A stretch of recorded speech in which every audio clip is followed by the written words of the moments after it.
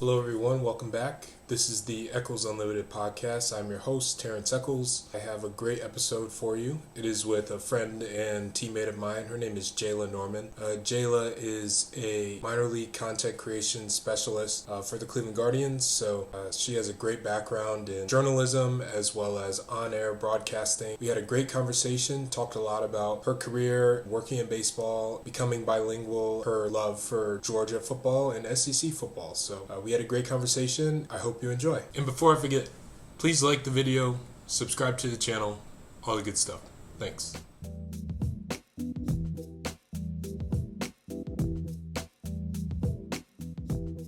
Yeah, it's great. Okay, first things first.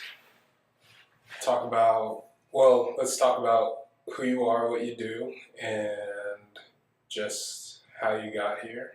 Well, no, not how you got here.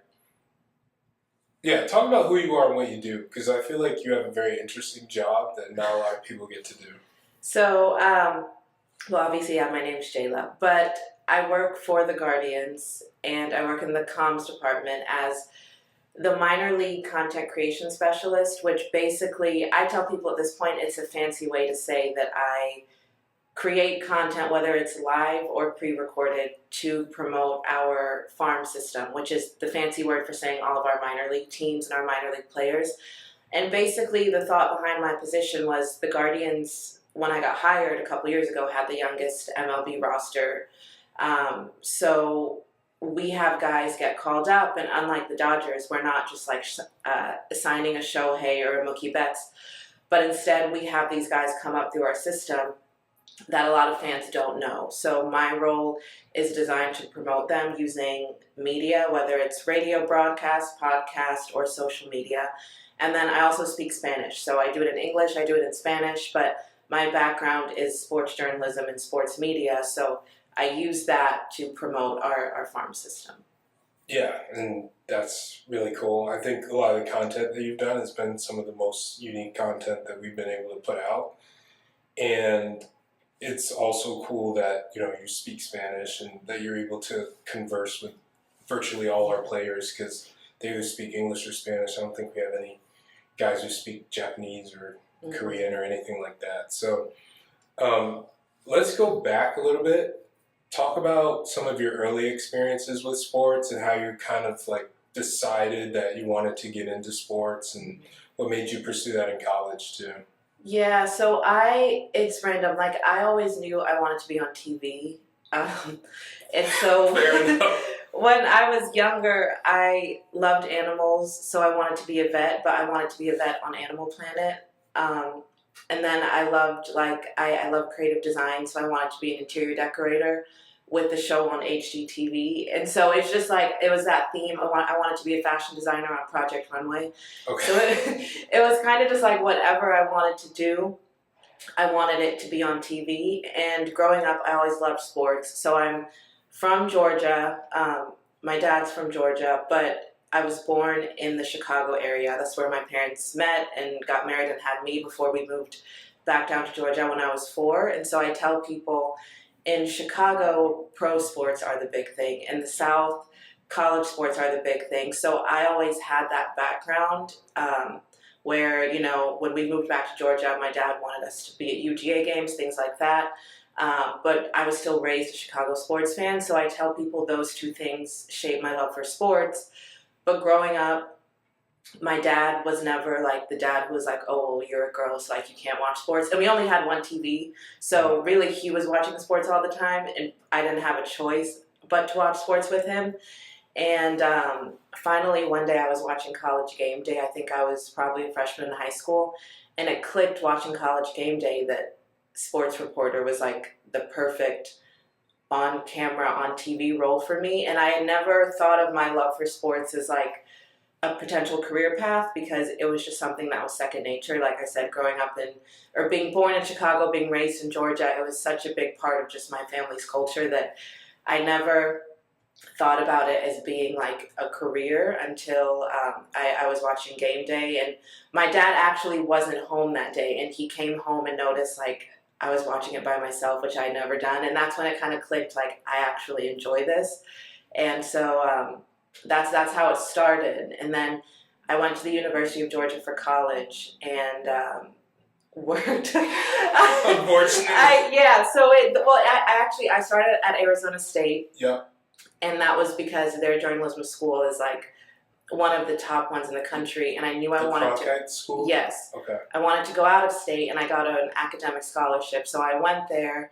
Hated Arizona. I was there for 2 years. Decided to transfer to Georgia, and didn't really have a reason because I actually, even though my dad's from about 40 minutes from Athens, I didn't grow up as a Georgia fan. He kind of had it that he wanted us to like go to games and stuff, but I was always a contrarian. So since I grew up around Georgia fans, just to like start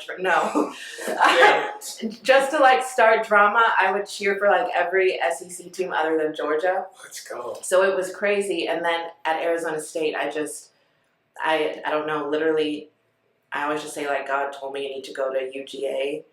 And I was like, well, if it's meant to be, then give me like a distinct sign. And I got in contact with the director of video production at the University of Georgia. And I told her, I was like, I have no video production experience. I've never picked up a camera. And she was like, well, if you get in, we'll just give you a job regardless. And we'll teach you how to do everything. So I got in and I was like, okay, well, this is my sign to go to Georgia. Wow. Yeah. That's shocking to hear that you didn't like other SEC, or that you didn't like Georgia at first, and that you would cheer for other SEC teams. Because if anyone knows who you are now, they know that you are legit one of those like dog barking Georgia fans.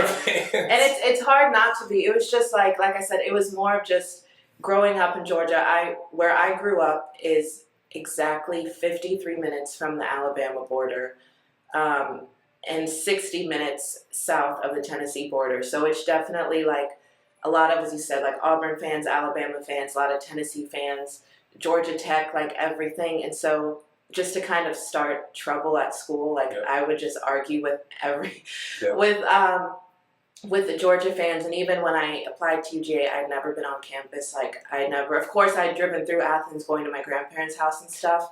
But it was just one of those things where, of course, once I go, like, you have no choice but to be a fan. And then with my job, once I got the job at Georgia, even as a student, I was on the sideline for everything from equestrian, which isn't like technically the sideline, but I was at equestrian meets working, and then on the sidelines for football games and traveling with teams too. So yeah. Wow. So were you on like the charter flights and everything too, or were you just kind of like driving all over the place? No, so when I graduated, they brought me on full time to be a reporter producer. So I went from like a student intern who had had the role for a couple years to being full time reporter producer. And when I was full time, then I would travel with teams as part of their travel party. Mm-hmm. So swim, soccer, tennis, just like everything you can think of. And football, I would travel for the games in Atlanta, which obviously we had a lot because of SEC championship and bowl games. And so for those, me and my coworkers would just drive separately. Yeah, like Chick-fil-A kickoffs, all that kind of stuff. Yeah. So it's funny you mentioned like equestrian and swim and all that stuff. Like, obviously, I assume you didn't grow up watching those sports. No. How do you kind of learn how to report on those sports that you're not necessarily as, familiar with? Yeah, so a lot of trial and error. Like, still to this day, I don't know equestrian. If you ask me to, I don't know. And we would, make video recaps at meets. So I have to shoot the meet and then after interview the coach and then make a recap to post on the Georgia Athletics website. And the coach would constantly, reach out to our office and be like, who made this video? These clips aren't even highlights there. Oh, no. And so it wasn't just me. It was like everyone in the office had that issue of equestrian's kind of like gymnastics to where, all the horses, for example, jump over the fence and all that stuff. But it's down to the way their ears are positioned, the way their head's tilted, all these little details. So you could watch 20 horses go, and if they each clear the fence without hitting it, you think it's a good thing. But I didn't know the ears, one ear had to be 90 degrees, all this little stuff. So I learned in sports like that, how to really focus on like broader storylines rather than getting down to the nitty gritty, just because, quite frankly, and it was 19 teams, something like that I covered at Georgia. So like, it was impossible for me to be an expert with everything. But so I'd keep up a lot with the broader storylines when I did features and stuff too. Keep up with the fact that there were two girls who were sisters who were on the team, things like that. So I was looking at that stuff, and then shooting. I like got slick and would just do a lot of like crowd shots or like still shots of the horses. Yep. So that the video itself was all stuff that was like foolproof. And then when I interviewed the coaches, I knew them well enough to know how to set up the question to where they would cover like all the bases without me having to be super detailed in my question. And of course I'm keeping up with like the scores and everything, but so that was that. And then for the other sports, honestly, I just picked up really quickly on how to cover them. Swim and tennis, those sports was a lot easier to just know the rules. But yeah, equestrian is in its own like thing. Those subjective sports where it's like it's not definitive, like how exactly to score it. Like I like you mentioned Japanese gymnastics too. It's just kind of difficult to really understand. And kudos to you for figuring that out. And you talked about how life in the South is like very college sports centric, and especially in Georgia, where the only teams are in Atlanta, and like even that barely. Yes, like, the Falcons don't exist. Right, exactly. With so many college football like fan bases surrounding that area, and then the College Football Hall of Fame is there. Like, it's just a college football town. Like, I think the college football.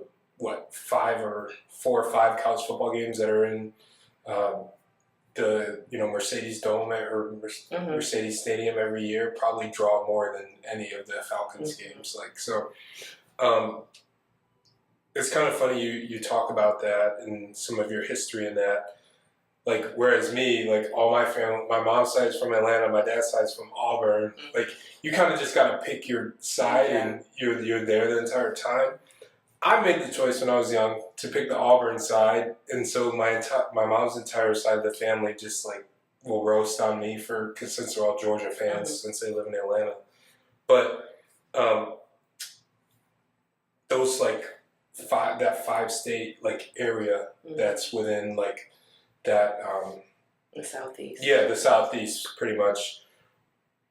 What made you gravitate more towards baseball eventually? Because I know like that's such a football-centric area, but baseball still is pretty big. Yeah, so baseball in the South, especially the SEC, is a huge deal because with the exception of the Braves, there are no other teams. So, and then blackout restrictions, like if you're a Braves fan, if you live in Louisiana or Alabama or Tennessee or one of the Carolinas or like North Florida, pretty much, you're a Braves fan, but it's a toss-up whether or not you can actually watch a game. So that's why baseball in the South, really all sports at the SEC schools are a big deal because with the exception of Georgia, you really don't see pro teams. And if there is a pro team, it was made so long after the university that, people don't care. So, so SEC baseball is a really, really big deal, and the atmosphere, the energy is insane. So when I first got to Georgia, I told my boss baseball was the only sport that I just refused to work. To be fair, she asked me like what I was comfortable with, and I said in the spring you can put me on softball, but I hate baseball. And she swears that she doesn't remember me saying that because the calendar came out. She put me on it was Georgia versus Vanderbilt. So of course it's all these like marquee matchups that are in baseball. So I fell in love immediately with just the atmosphere and the energy of the games and the fact that it was so different than what I thought I liked, which was football and basketball. But then the job with the Guardians is interesting. So on paper, this job was not anything that I wanted. Like, I've been able to kind of, in the past couple of years, make it more my skill set. but initially like to be in communications and do like social media stuff. As someone who wanted to be a live on-air broadcaster, I was like, I don't want to do this. But at Georgia, I had reached my ceiling, so still love it to this day, but was like, I need a new challenge. Mm.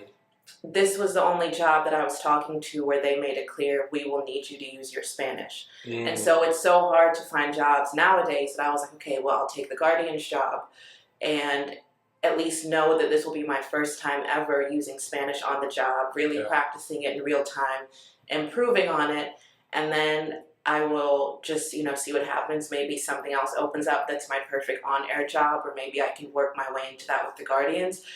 But the decision to take this job was more of just knowing I wanted to be a bilingual reporter, and I could only perfect that aspect of my career if I have a job where I'm forced to speak it. And so that was the huge motivating factor, coming to MLB from college athletics. So let's talk about that a little bit more. Just how you came about learning Spanish, like what sparked that within you, and then sort of just the tactics that you use to become more comfortable to the point to where you're fluent pretty much. Yeah, so I started taking Spanish classes in 8th grade. It was my school, like a lot of like high schools, it was a requirement to have 2 years of Spanish, but I was able to start my first year in 8th grade, so like a high school. Yeah, I'm smart. Oh, shoot, I didn't know. So it was 8th grade, and it ended up being the only subject that I like really loved, so I kept up with it, and fell in love with soccer in 2012, the 2012 Euro Cups, and realized I wanted to keep up with Spanish and be a bilingual reporter so that I could work a World Cup one day. Yeah. And so kept up with Spanish through college, couldn't study abroad because of COVID, but got a tutor after I graduated to just speak with me every week. And so I just kind of understood at that point, once you graduate and, like I said, I couldn't study abroad, I had to just find opportunities to practice myself in the real world. So I was fortunate. We had 2 athletes at Georgia who were from Spanish-speaking countries, and they were fluent in English, but they let me interview them and stuff just for my personal reel in Spanish after games. So I would interview them for the website, and then we would switch to Spanish just for my reel. Oh, nice. And so we would do things like that to practice. But I still always knew, like, I need a job where I can practice it a lot. And so, like I said, that motivated me to take this job. And still to this day, I was actually just texting my friend today, I sometimes want to, like, get my master's in Spain or something, like, just to immerse myself. But yeah, since I never had that study abroad, which I wanted, I've just had to be diligent about accepting opportunities that force me to speak it. Yeah, and it's crazy how COVID kind of set that up to where, a lot of people couldn't experience the things that they wanted to. Like, I know a lot of my friends from college, Maris, 55% of students study abroad because we have a campus in Italy. And, like, just to think during that time, like our junior, senior year where COVID was happening, like, that's where it all pretty much went down and you weren't able to do that. So kudos to you for, finding creative ways to still practice the language. Yeah. So now that we're here and, you've been able to, be around it a little bit more and experience it and even do a lot of Spanish-related projects, what has that been like in terms of just communicating, especially with a lot of the younger guys in the minor leagues where it's their first 2-3 years in America? Like their Spanish or their English is nowhere near as good as some of our major league guys. Yeah, it's hard. The hardest part actually is just kind of understanding how different they are when they're nervous or when they don't know you. So like in the States, for example, if someone's shy or nervous, they might still like smile at you or still kind of make small talk. And with a lot of our Latino players, especially because we sign them so young, so you have like a 16-year-old or 17-year-old who has been in the U.S. for like a few weeks maybe and has been playing baseball his whole life, so has spent his whole life around guys his age. Yep. And then he comes to the U.S., different country, speaking to people, like to women, to girls, like which he's never done. When they're shy, sometimes they come across as very like standoffish and reserved. And sometimes I'll have an interaction with them that's positive, where they kind of lighten up. And then a few weeks later, they see me again and they're back to like being shy and reserved. So initially it was kind of just getting really frustrated that it was just like I wasn't getting anywhere with them. Sometimes taking it personal too, if like there was one player who was super nice to me and then I would see him a few months later and he just like wouldn't even look at me, and just feeling like, what am I doing wrong? And so I've had to spend a lot of time just learning more about the culture so I don't take certain things like that personal. And then like I've had guys who, there was one player that we had and for 2 years he wouldn't speak to me in English or Spanish. Like I would try, he would not speak to me. And then one day in spring training I walked in and he saw me and was super excited, gave me a high five, and we talk all the time. Oh, wow. You know, ever since. So they really spend a lot of their time observing. And in that observation period, it's not a lot that they're giving you. And so now I know, just let them observe, don't take it personal, let them just kind of, quite frankly, like stare at you or not know how to talk to you for like maybe a few months, maybe a couple of years. Mm-hmm. And then they'll have that day where they're just ready. And so, but yeah, it's a lot of speaking with staff here. Like our English teachers do a great job because they know them from the time they sign at 16 years old. And so they can give me context, and different countries too. The Dominican Republic's not the same as Venezuela. So a Dominican player and a Venezuelan player aren't going to operate the same. So I can't just go into it and think, oh, these are a bunch of Latino prospects. It helps to know what country they're from, you know, things like that, because that all affects our interactions. Absolutely. And, you know, you mentioned some of your experiences here so far. Like, you've been able to do some pretty cool things, like go down to the DR, you know, you've been at spring training a bunch, like, and go to our different, you know, affiliates and stuff like that. So what is that life sort of like? Just because I want to like paint a little bit of the picture. Like, you're not necessarily, which I guess a lot of people love about working in sports. It's not a 9 to 5. You know, it's a lot of nights, a lot of weekends, but it's also, for some of us, it's a lot of travel too. So like, can you expand on some of your experiences and some of the different trips you've been on? Yeah, so in this job, I actually travel a lot less than at Georgia. So the travel aspect isn't so much a challenge, more of it's just a challenge that players, it's almost like when you see your teacher at the grocery store and it's like, it's weird.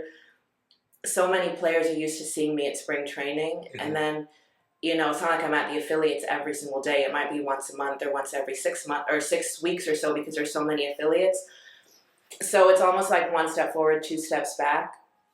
In spring training, I can be super close with the guy. We see each other every day for a month, and then 6 weeks later, I'm at his affiliate and he sees me and it's just like, oh, what's this? Right. This girl that I only know from Arizona is here. So that can be difficult. Fortunately, in this org, I think we do a really good job. Our minor league teams and coaches do a really good job making me feel comfortable. So I'll be in the clubhouse kitchen eating or whatever, just feeling that the team makes me feel comfortable. But it is honestly kind of weird to see players in different environments because they kind of feel like it, you know, it takes them aback. And from their perspective, they're used to seeing the same people every single day. Yeah. So that's one aspect of it for our local affiliates. But we have one in Columbus, Akron, Lake County, so 20 minutes to a couple hours. When I go to the DR, that's a whole different thing because I've been twice, one with a team from work, one by myself. So with the team, it was a work trip, but it felt like vacation because we're eating at 5-star restaurants where we have security, we have our own drivers, like we're in a 5-star hotel. So it was super fun to be immersed in the culture while also having that kind of luxury experience. And then when I went alone, it was completely different. So I'm having to get my own taxis, like I'm arriving to the elevator or the airport, having to speak Spanish. You know, with taxis, they do WhatsApp. So messaging taxi drivers, can you come pick me up? All that stuff, staying in just like a regular hotel, ordering food myself. So that was one of those experiences where the actual work part of it was the least of my worries, and just the cultural aspect of it was hard. So so I think the travel, while it's less, there's a lot more that goes into it mentally and emotionally here, because it's just everything from Arizona to Dominican Republic, which are two different, or Akron, Ohio. So it's just very different vibes compared to going to Knoxville, Tennessee, to Auburn, Alabama, and being on all these different campuses. Yeah, true. You're just like, there's not much difference between the college town that is Knoxville versus the college town that is Athens, and the college town that's Tuscaloosa and Auburn and all that kind of stuff. So it's, interesting to hear what it's like going to a different country. When you're on those trips, when you were on the trip with our teammates, were you relied upon as like one of the main people on that trip who was bilingual? Were you relied upon by a lot of the English speakers there? Honestly, not really, because traveling with that group, like I said, we had security, we had drivers, so we had like a squad to the point where like there were multiple people who were with us who were Dominican and they spoke Spanish, but they could also kind of communicate in English. We had another lady from the Guardians who was there translating. So I didn't have to too much. It was just more of challenging myself to hold my own. So if we have people translating there, making sure that they're not translating for me and making sure that I'm speaking for myself. That was the biggest thing. But yeah, it was not a whole lot of, fortunately, like not a whole lot of me translating, but just kind of learning the ropes and forcing myself, like I said, to not rely on the translators for me. Yeah.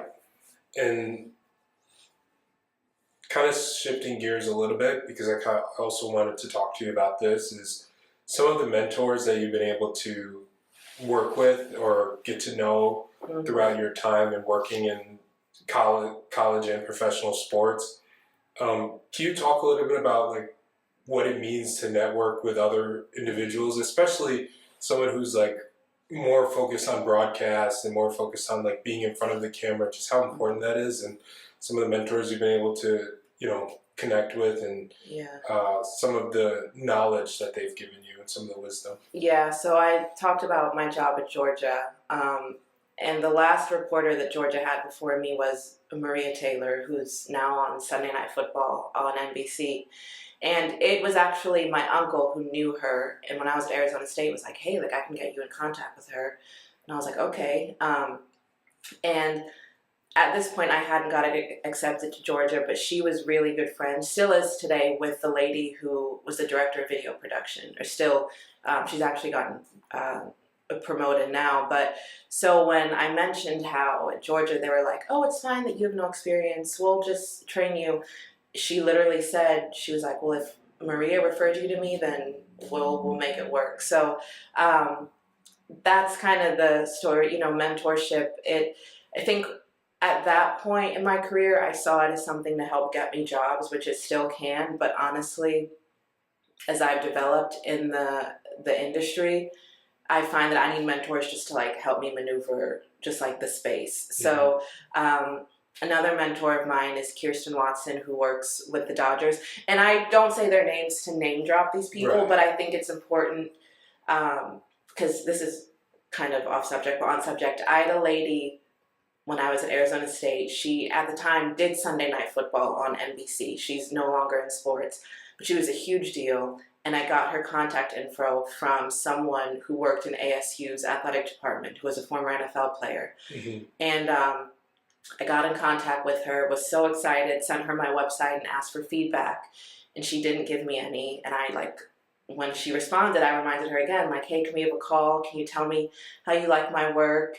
And she said her rate was $1,600 because she has so many people who reach out to her that she can't give people her time for free. And so I literally thought about clearing my savings to have a relationship with this woman, because at the time I was like, this is my ticket in, like you need connections. And so I thought that's how the industry was. And then a couple weeks later, I got a call from Maria for free.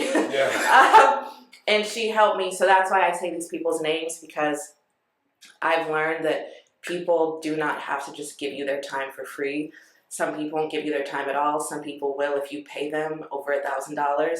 So I think it's important for men and women who have helped me to get the recognition that they deserve. But Kirsten with the Dodgers, I shadowed her at spring training and shadowed her in LA. And with that, it literally was just, she was like, I think you should come see how I'm treated in the organization and see how it's like to be a woman here, be a Black woman, just walking around the facility and things like that. So my mentors, you know, people like Maria who have helped me get jobs, but then there are people like Kirsten who I've like, she's known some of the stuff I've gone through, the good, the bad, and, you know, has been a mentor for me in terms of just maneuvering that. So I think my definition of what I want from a mentor has changed throughout the years. I still, of course, want opportunities and stuff, but now I see the importance of networking so that I can have resources just to help me get through the good, the bad, and the ugly of just being a woman in sports. Yeah, yeah, and that's a big topic a lot of the times is, you know, being a woman in sports and having to navigate, you know, especially someone like you who works in the journalism side of things where you have to navigate locker rooms, clubhouses, dugouts, like all these, you know, spaces that were for men only at one point. So, what's that been like? Is it been an inviting experience at the Guardians, or I don't know? Yeah. So, like I mentioned with our like clubhouse staff and minor league affiliate staff, they've all been really good in making sure I feel that. I once again, not to name drop, but just because I think people should get the recognition they deserve, the president of baseball operations for the Guardians, Chris Antonetti, has been great for me too as I maneuver this world. So I think those people, like, they don't have to be as good as they are, but for them to just be so aware that there's a woman working here who needs to feel a certain way and being very real with themselves about the fact that if we don't go out of our way to talk to women and talk to Jala and ask her questions, like, stuff could go on that we just don't know about. Yeah. So I think it's great that there are people here who actively work to make sure they're connecting with women like me and making sure that we feel comfortable. But it's still like in any job, you still have those days. Yeah. And one of the things I've talked about with mentors too is also dealing with women in the field who become more competitive or territorial. And so sometimes it's like you can work with men and surprisingly it's like all cool. And then sometimes you would get involved with a woman and it's, you know, there's competition and you start to feel like, okay, this woman's not like my friend or an ally. So to maneuver, that's been tough, but at the end of the day, I think it's good to have those experiences because they never go away. And so just the more I can learn and learn who I can lean on during those times, the better. Yeah, and that's good, and it's encouraging to hear that, you know, our organization has done a good job with that. And just kind of backpedaling back into a little bit of your past, like, did you grow up playing any sports at all? Like, what was your experience like? Were you a softball player? Like, what was your background like? Because I know nowadays you're a huge Pilates person, which you send me the videos. It looks like the hardest thing on earth. Yeah, so I played volleyball in middle school and loved it. And I honestly don't know why, like, I stopped. But my high school math teacher was the softball coach and the lacrosse coach. And she wanted me to play softball and just, like, be a runner. Mm-hmm. But I would still have to pay the full $400, $500. So I was like, I'm not doing that. And then she recruited me to play lacrosse, and I never picked up a stick, like, never. And she was like, well, you're athletic enough, like, you could just play defense. So, like, don't even focus on catching the ball, just play defense. And so that's what I did. And I got, like, a rookie of the year my first year playing lacrosse because, once again, I did not touch the ball. I just I just played defense. And so I hated lacrosse, but what I learned from myself doing lacrosse was how much I enjoy exercising because, you know, lacrosse was funny. We had practice on the field. Soccer was on one end. We're on one end. And then the track team's there. Mm-hmm. And we ran more than, like, anybody. And I'm like, track is here, soccer's here, and we're the ones running the most. But the conditioning was so hard that I really learned how much I can push myself physically, how much I enjoy exercise and stuff like that. So we're running 5Ks, we're doing sprint, like all this stuff we're doing, and it was just stuff that I never thought I could do. That within a couple weeks I could run 5 miles or 3 miles in like 15 minutes, which yeah, and so I liked it. That's and crazy. So even when I stopped playing, and like I said, it was lacrosse that taught me that like physical, because in volleyball, like, yeah, it's a sport, we're doing suicides and stuff, but it's not.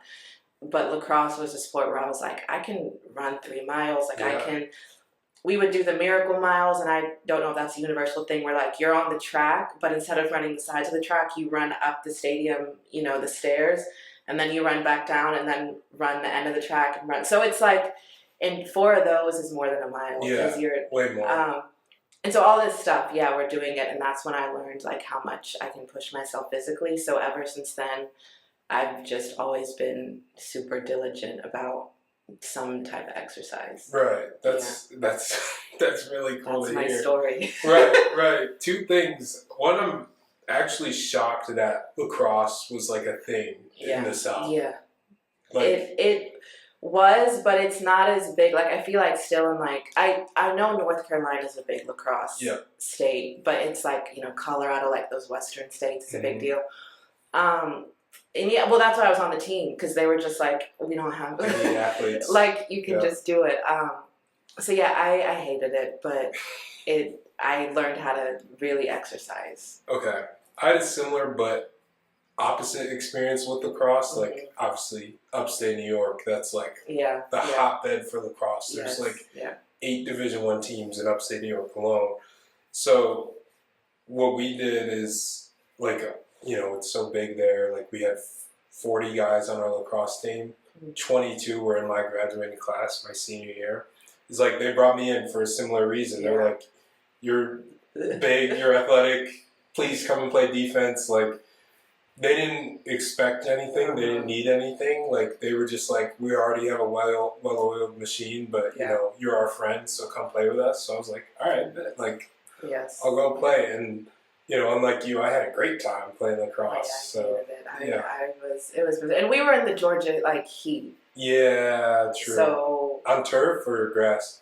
Turf. Oh. Just like running and stuff, and it's every day after school, just like every single day. So I didn't like it. I get that. So you kind of transitioned into more like, I enjoy feeling, being fit and exercising and doing all that, but not necessarily in like the team context. Yeah, well, lacrosse, it was just because I didn't know how to play the sport. I still don't to this day. If you ask me the rules, I don't know. I just knew.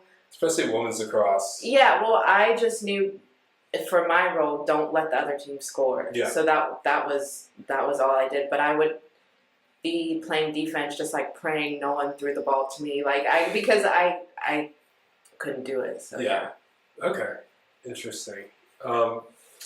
I only have a few more things for you that, I just kind of want to hit on and talk about, just because I feel like, we finally got you here. Like, it's good to finally talk about some of this stuff. What's your, and you could be brutally honest, because I've been pretty critical of it in the past. I know you're a big foodie person. Like, you're really into, like, just fine dining and, eating good food and eating out and stuff like that. What's your experience been like in Cleveland? Because my personal experience here has been like thoroughly like disappointed. Not in like my friends who have cooked for me. Like thank you to anyone who has cooked for me. It's been great food. But like just from like the restaurant scene, just like sort of the culture behind the food and some of the variety of food you can get. Like, coming from New York where it's the Italian food, it's the breakfast sandwiches, it's the bagels, it's all that kind of stuff. And then upstate we have wings and everything, so. It's funny, I literally sent a text to my friend today and was like, one thing Cleveland does well is food. But I specified in my text casual food. Okay. So Cleveland, I think, is a good place if you want to get like a burger and fries or something casual, like you don't want to dress up, you just kind of like want to get, I think you can find that in Cleveland. But what I tell people, just with everything in Cleveland, you just don't have a lot of options. So like, if you want wings, obviously I'm from Metro Atlanta, so like if you want wings, you'll be there all year. But if you want wings in Cleveland, you can find a spot that does good wings, but that's your only option. So, but I think, the food scene, I hate pierogies. So I don't like the like Eastern European influence on some of the food here, just because it's not something that I'm like super accustomed to. I know in Chicago you have that too, but the pierogies thing for me is just like not my thing. Also to point out, you are Jamaican, so so my mom's from Jamaica. So Cleveland, I would, and I'm not like, I don't do beer, so but for people who like beer, I think breweries. So the food is good. I have the food options that I like. It's just I definitely think it's a city where if you want to like really dress up and go out with your friends, that's not a thing here. Like those types of restaurants aren't a thing. But if you want like some blue collar, I don't know how to explain it, like a burger or something, or like the options here are good.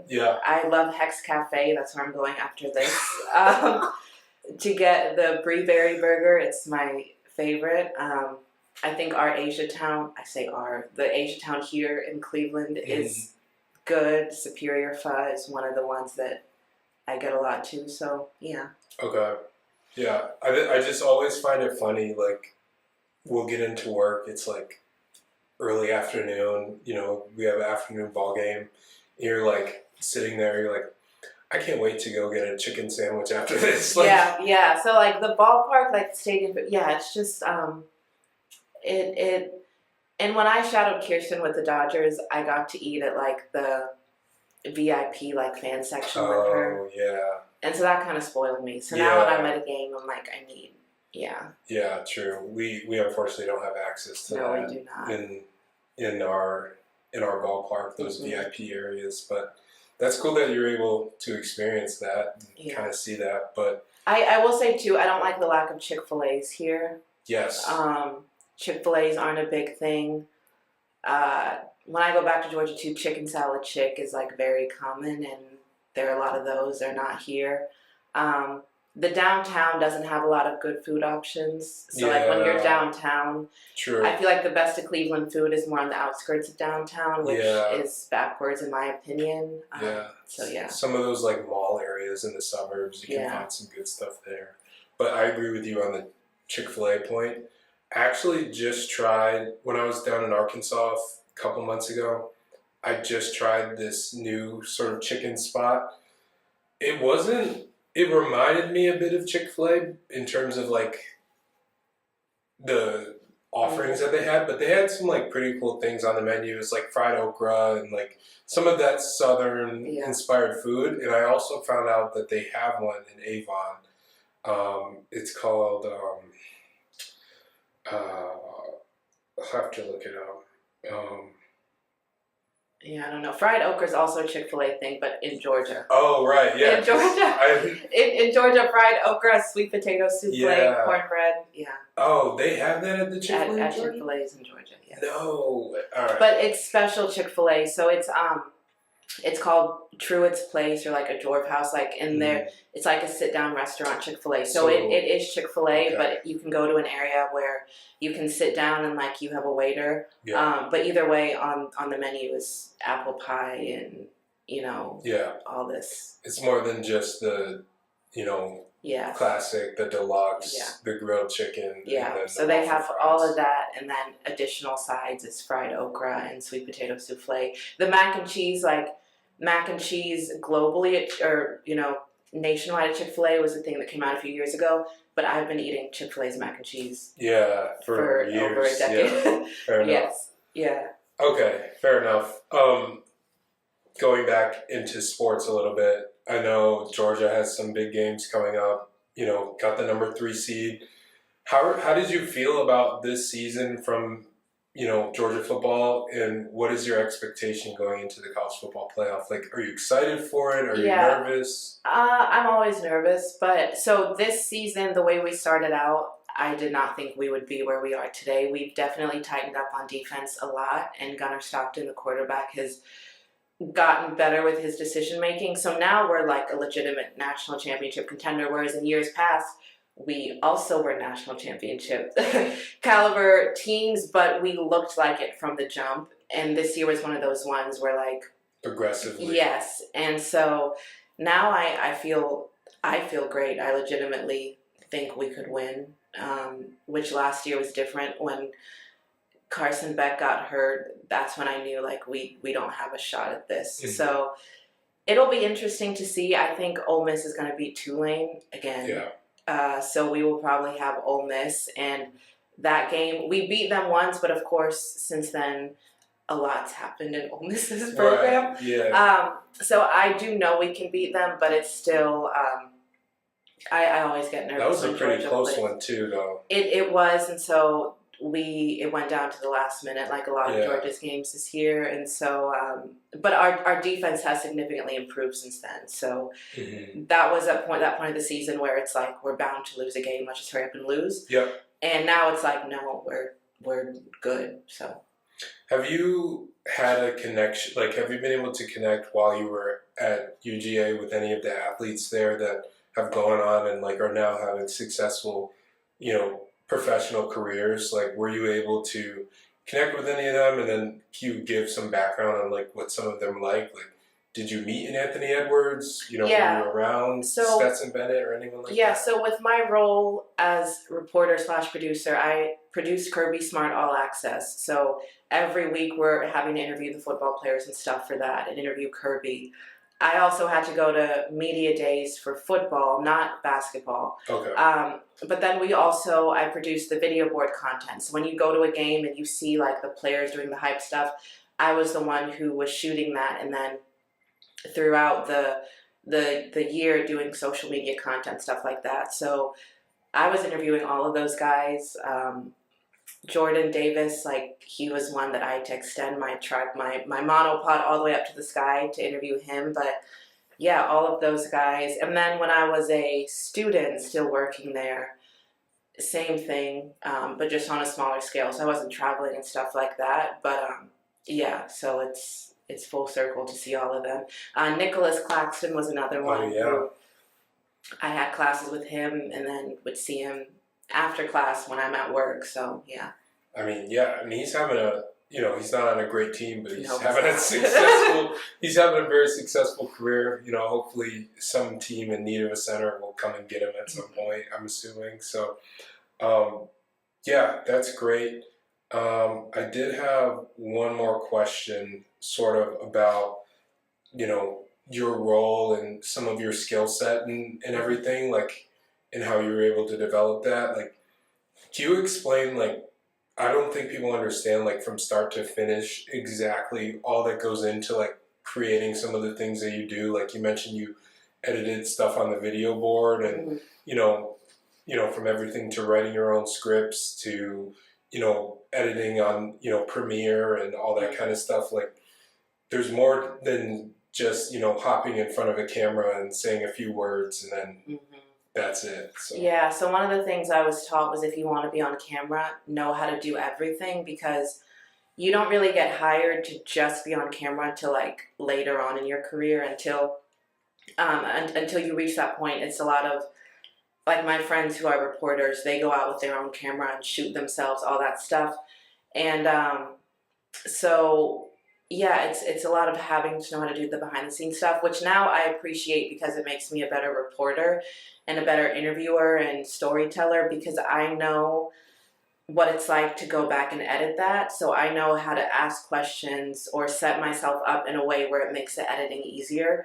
So even if I'm not editing a piece, which I don't experience that here, but at Georgia, since we already had producers, sometimes I wasn't the one editing my own work, but I knew how to make it easy for them. So I knew how to interview someone and re-ask a question or position myself so that when you go back and edit, you're not having to do all this meticulous stuff.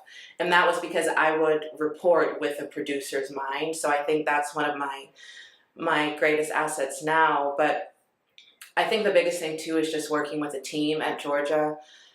Almost everyone I worked with was a multiple time Emmy winner. So like everyone, it was just one of those things where if I was doing a script and I needed help, I knew I could go to someone and they 100% knew what they were talking about. They had the Emmys literally on their desk. And so when I would get feedback and stuff from those people, it was so nice because I was like, I can't create anything that's not exceptional here by the time it goes through all of those people. So it was really easy just to trust the direction that I was given. But yeah, I mean, my boss at Georgia used to say, like, she didn't always like to hire aspiring on-camera talent because they would never do any other work. So Yep. That's always been my thing, is to know how to produce, know how to edit, know how to use Adobe Premiere, know how to be self-sufficient with it. At this job, I have to be more self-sufficient because I'm in comms. So people here are more familiar with press releases and things of that nature, which is fine. So if I'm making a video, I don't have someone next to me in the office who, is a 3-time Emmy-winning producer. So that's been hard, but it's been good for me too, because it's forced me to trust my instinct with editing and then lean on the people here for other stuff, because it's a lot of, when I'm writing captions for Instagram posts or, doing stats, that's when I can really lean on the people here. So it's like each job I'm taking something away that has nothing to do with the on-camera work and using it, but that does help me when I am on camera. It's great.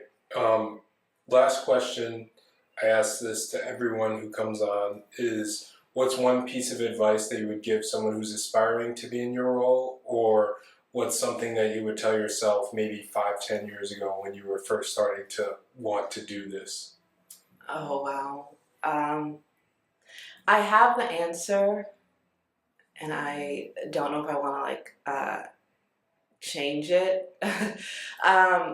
But I would say, that's hard. I think what I would tell, I don't know. I think network and stuff, but network for, like I said, not just for the next job, but for friends and for people who can guide you and help support you, because I now slowly but surely am building friends in this industry through going to conferences and stuff like that. But when you really grind in this industry, you forget about the work-life balance. And it's very easy to feel like, oh, well, I know people at work, but then sometimes you just can't deal with the people at work. Honestly, that just happens.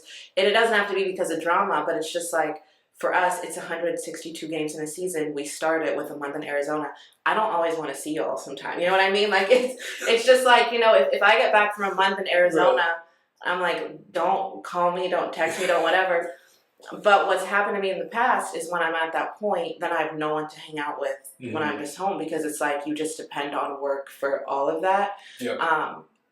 And then I've had experiences where work is so bad, just in general, work is so bad that I'm like, should I just quit on the spot? And so in those moments, you want to be able to have people that know this industry and can either help you maneuver it or help you get your mind off of it. And so you have to network, but don't only network for people who can help you get a job. Network, if there's someone your age who is just as new to this as you are, that could still be a great contact. It's just like a friend to have in this industry who doesn't work with you. Or like I said, my mentors now, I might never get a job through them, but if I don't, it's okay, because when I call them, like, how do I deal with this at work? They're there for me. So I just think it's easy to get caught up in the grind that you forget how much one day the time will come when you really need to just have people in your corner who can support you. And especially my last job, when I said I traveled all the time, you're on autopilot mode. So you don't realize sometimes until it's too late how much you need someone to just call to be like, how do I deal with this situation? So that would be my advice. Yeah, and that's really, really good advice. Like, that's something that I've had to learn. Especially don't call you, don't text you. Yeah, don't it's email you when Georgia loses. It's just like like I said, it gets to a point where it's like, and when I used to at Georgia, swim was like the sport that I loved. But swim meets are no joke. So when I'm traveling with the swim meet for NCAAs or SECs, it's a whole week of me just being in a pool, just all this stuff. So when I come back, I don't want to see a UGA logo. I don't want to I don't want any of that stuff. And then I'd be like, well, now what do I do? Because I just spent all my time working. Right. And because I have friends at work, I don't think anything of it. But now I don't want to see anyone Yeah. associated with UGA for at least a couple days. Yeah. So, Yeah. That's fair and that's healthy. Yeah. So that's what I would say. Okay. Really good advice. Thank you for coming on. Thank you for doing this. Finally, I know. we got her. It only took 2.5 years. I know. We've been working on this for a minute, so I'm glad we finally did it and turned it out pretty great. So Yes. Thank you for coming on and appreciate it.